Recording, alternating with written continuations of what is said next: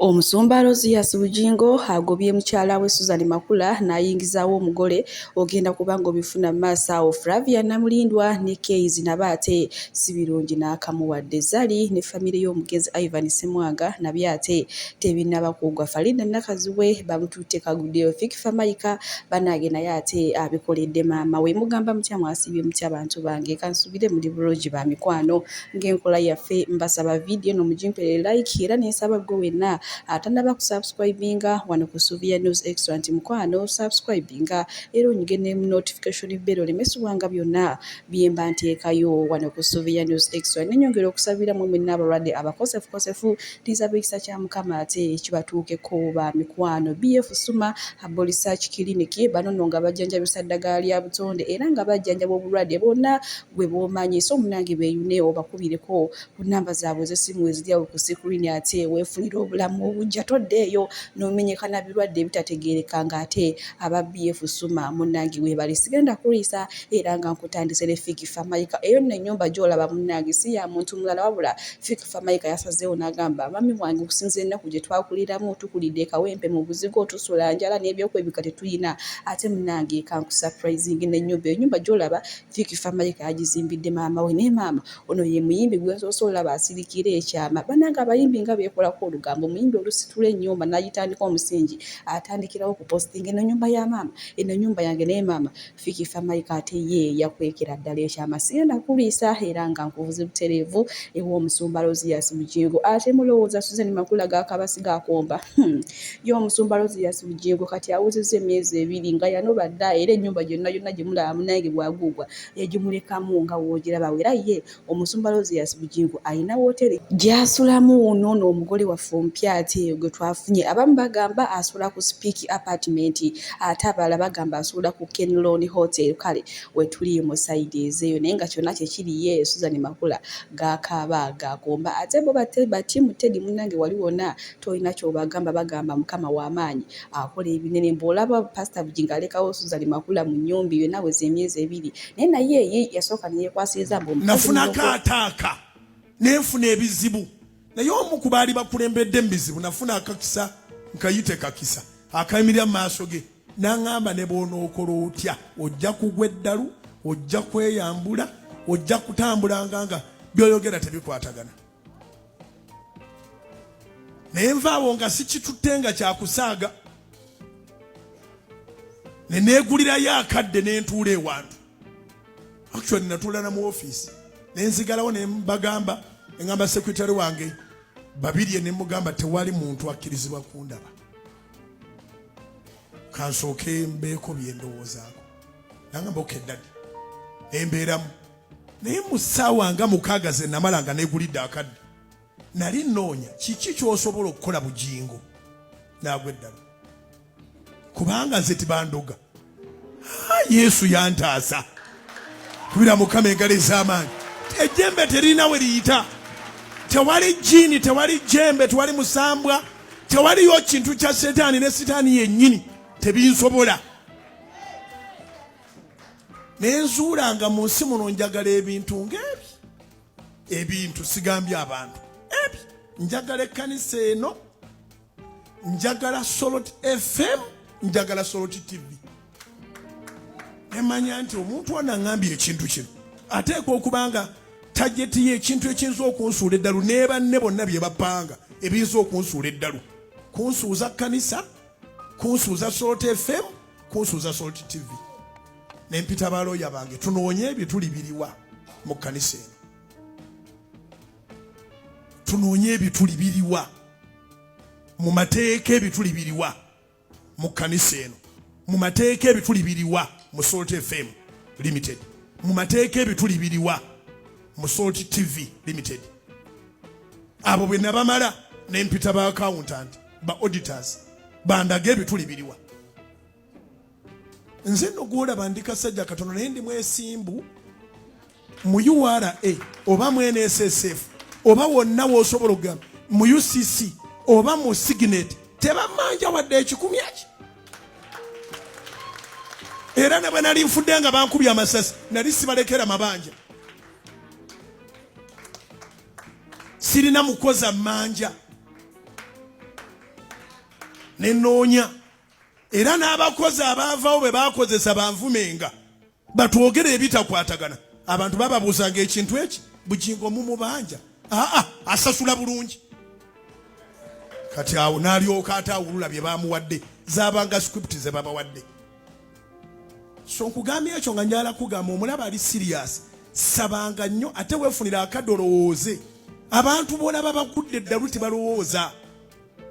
omuntu okujja nagani musumba sookondeke mundi depressed lwaki toweegulira obudde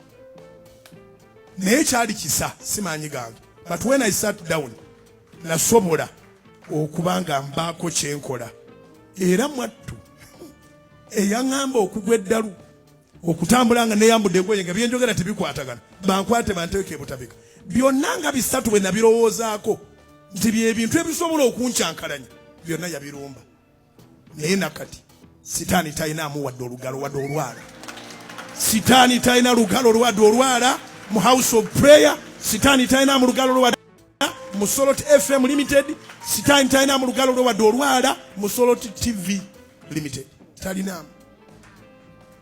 naye omulaba akwagaliza ogw'eddalu byebyo ate munnange ebiveeyo omanyi bagamba kyenkola bannange saagala ate bakinkole era nga Susan Makula munnange gaakaaba gakomba Pastor Bugingo yatukubyeko dde ekimyula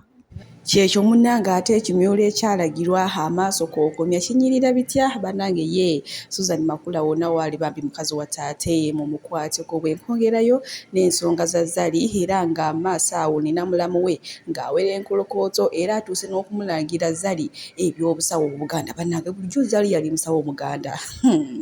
nammwe ate mugenda kubanga mubyewulirako mu maaso awo mu munnange yali musawo Muganda e South Africa era bo gwe mulimu gwe bamanyi gwokka omugenzi Ivan Ssemwanga gwe yabalaga mukazi we gwakola mbu yali ajja mu baana b'abandi embuto bannange ne bannange famire z'abagenzi lwaki temwewummuza lwaki temwesonyiwa abantu abawangala naye South Africa abali mu community nga bw'ogimanyi bagamba nti bo baalaba Zari saako ne Ssemwanga nga bakolerera ebintu byabwe bombirire. Zari bye yakola mu kusooka yakola bya mu busawo ate nga yeye yejjiramu embuto zeeyo mu basawo b'e Johannesburg. Esabo liri bamukolera obukakafu mbuyina lyali Johannesburg esabo Johannesburg nga bamuyita Mama Pinto Dr. Mama Pinto yesabo lyokali yalina yeshea gye bali bamwera asabo okitegeera bino ebintu bere bakumpanya okitegeera yatambula ddane mu balooya bonna nga ntwala mu balooya be n'alemwa balooya ne bamugamba ebintu bigwera mu family wabeerawo Nest of King ayinza n'okubawa ku jeni yoyo muganda we okitegeera era ebintu nabisitwa nze nnyinyi nze nabyetwaliro muganda w'omugenzi Ivan Ssemwanga ye munnange ate naye agiyo obukakafu Zali yagamba nti bizinesi gyagamba gye yali yamulekera yeno gye baakolanga ey'okufeera abantu nga Zali yeefuula omusawo omuganda mbw era ng'ajjamu embuto z'abantu bannange ate awo famire weetuuse naye nga lwaki temwesonyiwa omukazi alina abaana bammwe lwaki temumuviirako ddala munnange Shiba Kalungi ye gyamuwunyidde dda yageze n'ateekayo obugambo buli mu remix y'oluyimba lwe baddamu ne Alex Nonjalwala ye n'agamba nti muntu wa mirembe nnyo naye bannange kye baakoze omukyala atwalize buli obugulu simanyi omutima omubi yassa oluyimba lwa munne yali badde alulekerayo nga we lwali bannange kye mutabigedde ku Shiba Kalungi nammwe ate mbi baleeteddeko musobole okuba nga mubyerabirako naye nga wama ekyomukisa omulungi oluyimba ddo lutambulira ddala nga we yalubala kale wetuli wenkongerayo ne Donizera munnange ate mulowooza teyeebagula ono omuvubuka dda agenti ono omuvubuka yayimbanga akulukuta nze nkulukuta simanyi biki ono yayimba wadde nga waliwo ddire nkusabye ogume wejje ku pressure munnange baalabikiddwa akawoomu katambi nga Donizera kyakola amalaavu wammalika bannange ennaku zino kyenva mulaba Sister Junior munyiivu nnyo dda agenti yamuggyako dda akanamba Donizera yamusuulawo kale wetuli munnange ebyewuunyisa byo tebiggwa mu nsi mbadde mpita ayita ate nga sigwa ka vidiyo mbu munnange ng'agaveeyo mu Canada si malungi yadde nno n'akatono era nga kigambibwa nti Mary Flavia Namulindwa kw'otadde ne Keys Kawalya baayawukana dda baayawukana nga baabigo kyokka mbw ate Mary Flavia yayambako Keys nga yakava ne Uganda kyokka nga ate baawukana Keys yayisa bubi nnyo Mary Flavia Namulindwa yamuvuma n'amuvuma n'ebitavumika obutambi mbuyina maaso wano ngenda kuba mbu bateera nga mawulire agava e California mwagawulidde Mati case yatuukira wani wa Flavia Namulindo abambi nga Flavia Musuza nga mbulya bukimu system yonna nga bwekola ki nga bwetambula munnange oba baba ki nga bawukana nga abayivu mache batevu nga tekiri bangamba case muvumi mwera ina ne wakola ku gundi ku ina wakola oba it's like a wait oh baby even ngambye batya era wakola niyo gamba ye mukama waabwe wali ogamba mukama waabwe nga munnange mbagamba mbo Kaizi yayogera ku Namulindwa ntebigamba tene bitwa ku ki ku Namulindwa namira namugamba munnange wannyo waawo nkusuziza emyezi 8 otuukidde wano kwa advice nkuyambye okusettlinga in nawulaga kakati munnange bali bamujjeo ne mmotoka nga Kaizi takata mmotoka tagizaayo Ngogamba Kaizi wachiwaziza mmotoka tamuno yagikugireyo mumanya ge kikritize zigenda koononeka gakona n'amanya ge Kaizi nga yagala okumanya yodage Namulindwa tonyiga fena tuli bannamawulire nze naawe tukolera abantu babayi balina okumanya ebifa mu ggwanga tawa nawe mumunenge mawulinga mukolera abantu kanivu mleka nikikolere ku bantu nze rero ekyo munyigira nze Justin Mpalo Gambo mwana Lugambo lwangudde mu matunga nkata simu nganje olugumiza MP2 Namulindwa Namulindwa mayiwe mukubire simu ambaza ate Kim leero kiki mu kyotala omwana nenge wala bine bizwana kimwe byenze sibizibu sina like ensiwe tyo Kaizi yatagala kukola na mirimu angaye bachata omuntu zambigambo ne mukazi mukulu nenga gego Kaizi Namulindwa bayawukana mu katiba gayitirive ennyo nebeva kibatevu manga tekiriyo naye bajiya tunaddamu njakuba olugambo olulala byebyo nno munnange ate ebiva ewa Kaizi ne Mary Flavia Namulindwa munnange baayawukananga babigo era ssaawa zino Kaizi walengera Namulindwa awenyuka emisi naye Namulindwa walengera Kaizi naye ate afuna ekkuba eddala wamma gy'ayitira kale we tuli mu sayidi ezeyo naye munaye baasooka ne batijja ne babanga abanaabeera obulungi naye ate ebivaayo biriisiza ddala bwe nkuzaako eno ewa Farida Nakazibwe ye munnange baamuyisizaamu ddegaali oluvannyuma lw'okuvaayo nawandiika ebintu bo bye bagambye mbu tebiina ebikwatagana era kyokka mbu ye ali mu kuzannyira amaziga g'abantu era nina maaso awo Happy Power nga yagambye needo yo mumuveeko temumuwawudde muvanga ku muntu yali akeera ng'agenda n'akola naye mbu ate essaawa zino yadda mu kuzaala mbu nga n'omwana alabika tamayina taata we bannange ebigambo byo bibadde bingi kw'otadde Frank Ntambi ye agambye mbu ne show ye yali tenyumamu yadde n'akamu yali awoona buwonyi obutambi mbulina maaso awo ngenda kubanga ate mbu batuusaako bantu bange BF Suma abo research clinic bano nno nga bajjanjabisa ddagala lya Tonde ono yawozezza temutuwoganira Farida Nakazibwe boyi wange oyo kyali wange naye mulimu no nze nasoma ebintu bya Farida ne mmanya she's idle. Yeah, she's bored. And let me tell you, waking up every day for all the years she was working, and now you wake up to your child. Working, people are in the struggle. People are going through a lot, and you literally know, and you're there mocking them. They